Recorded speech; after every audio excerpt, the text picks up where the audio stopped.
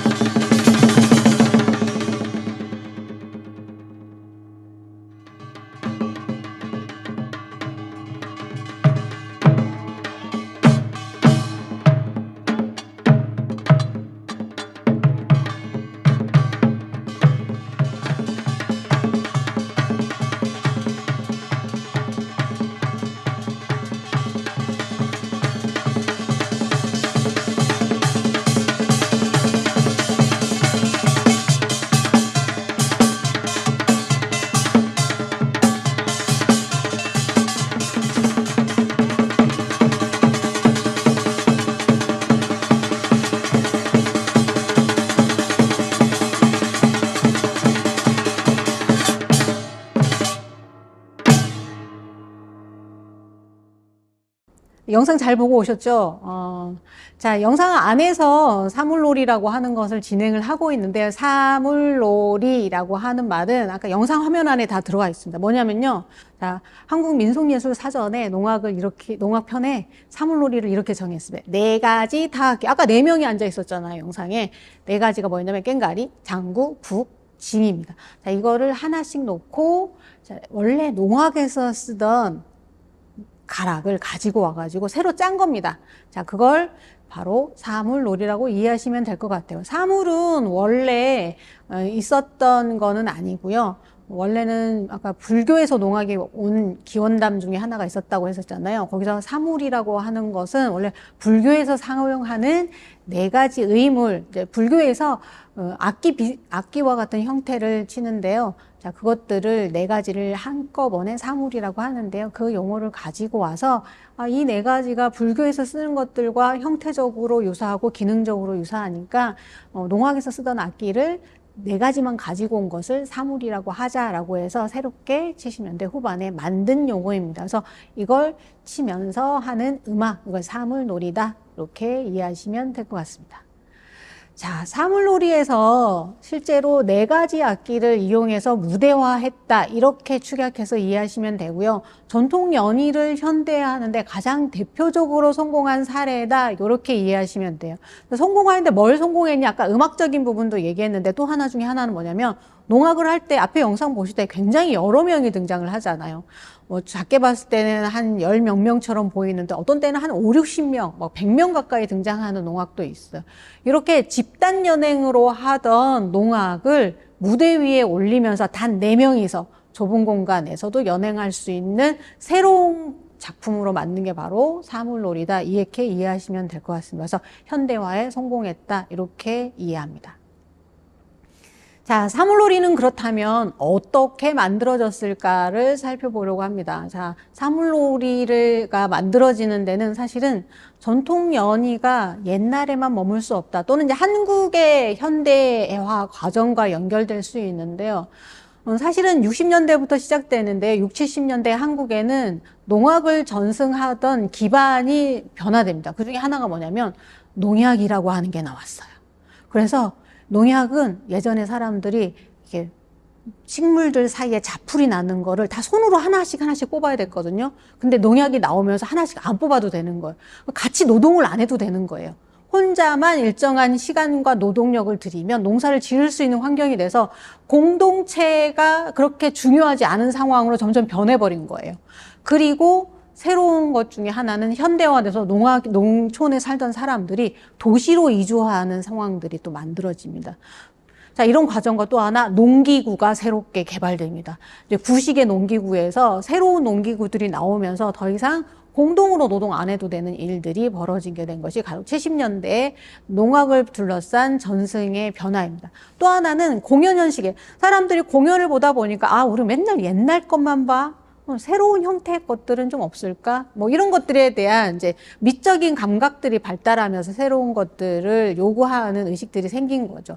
그래서 이런 농악에 있었던 것들을 기반으로 새로운 것들을 만들 수는 없을까? 이런 고민들이 생기면서 1960년대부터 70년대 이런 노력들이 이어진 가운데 이런 형태의 공연들이 조금씩 생겨납니다. 그러다가 1978년 드디어 2월 2일 공간사랑이라고 하는 공연장에서 자, 사물놀이가 만들어지게 됩니다. 자, 공간사랑이라고 하는 극장에 대한 설명이 조금 필요하는데 여기는 이제 건축가 김수근이라고 하는 분이 원래 건축을 하시는 분인데 전통적인 공연을 할 수 있는 전통 문화와 현대 문화가 만날 수 있는 공간을 만들고 싶다 해서 본인이 지은 일하는 건물 지하에다가 소규모의 극장을 만듭니다.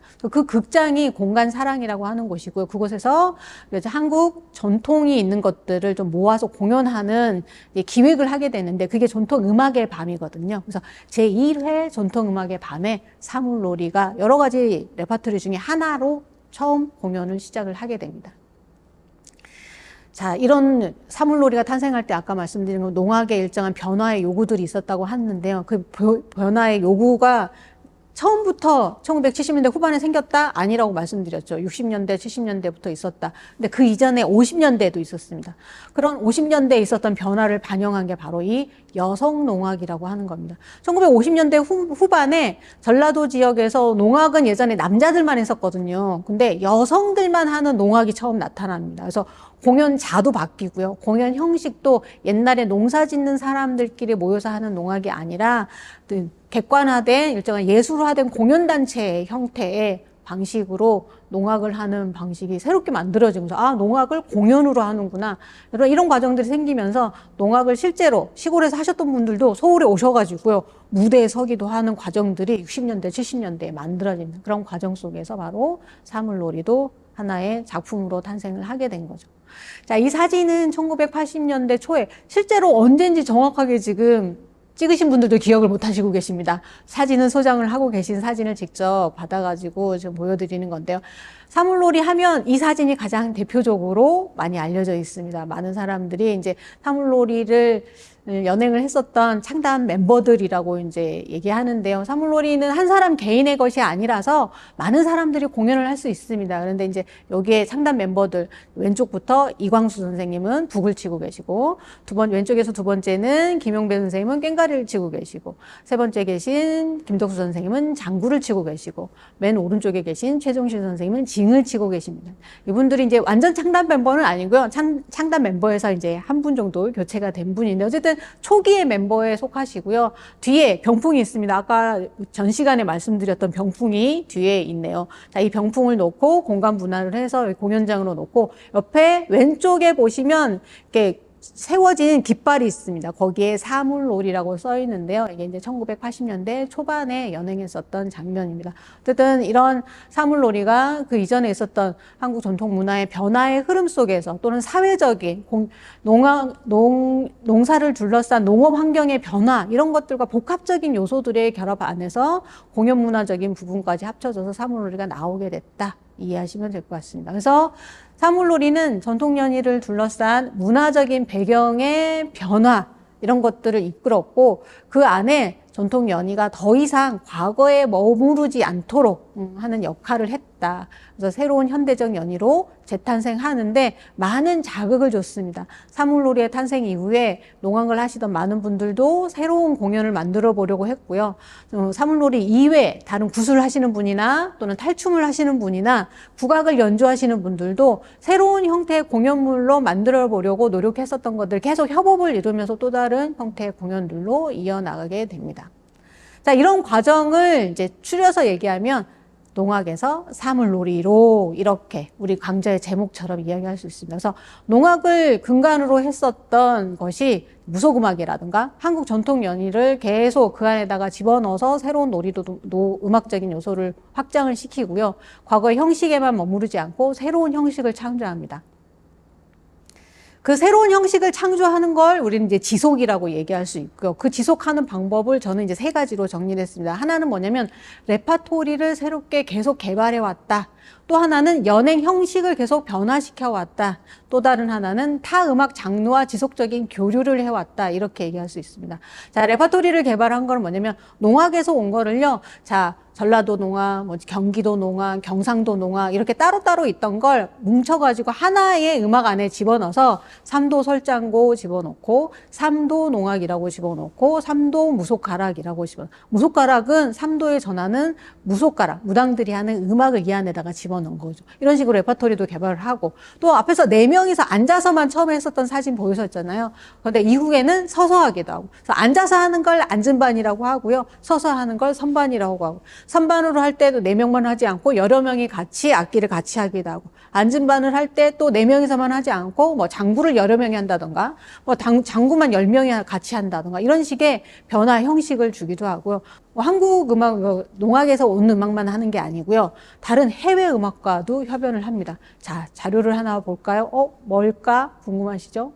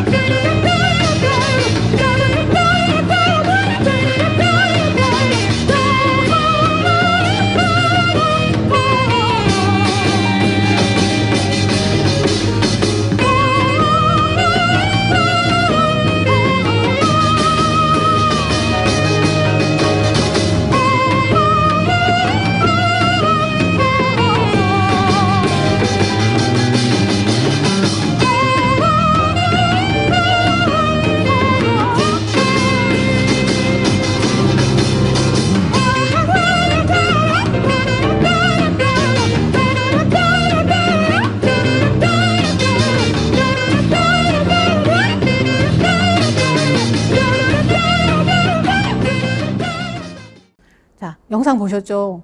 자, 영상 안에 보시면 사물놀이 하는 분들이 계세요. 그런데 사물놀이 하는 분들만 계시지 않죠. 다른 분들도 옆에 계시죠. 관객석에 관객들도 굉장히 많으시고 호응도 좋으시고 제재하시는 분들이랑 협연합니다. 여기 제재하시는 분들 팀을 이제 레드선이라고 하는데요. 물론 여기도 멤버 교체가 계속 있지만 이 레드선 팀이 김덕수 선생님이 하시는 사물놀이 이 패들과 같이 굉장히 다양한 형태의 공연들을 많이 하셨습니다. 오랫동안 하셨습니다. 그래서 여러 가지 한국 내에서도 공연을 하시고요. 해외에 나가서도 공연을 하시면서 재즈와 협연하는 아마 사물놀이가 재즈와 만날 수 있는 힘은 아마도 이렇게 자유로움 또 여기에 형식의 틀에 구애받지 않음, 이런 것들이 서로 어울릴 수 있는 힘을 주었던 것 같습니다. 이런 식의 협연의 과정들이 계속 있어 왔고요. 물론 아까 말씀드린 것처럼 이런 과정들과 함께 국내 안에서도 다양한 형태의 변화를 가져온 것입니다. 다음의 사례는 한국예술종합학교에서 사물놀이 협주곡이라고 하는 공연을 한 것입니다. 사물놀이와 여러 가지 관현악 편성을 통해서 좀 풍성한 음악으로 만들어 놓은 사례입니다. 영상 보시겠습니다.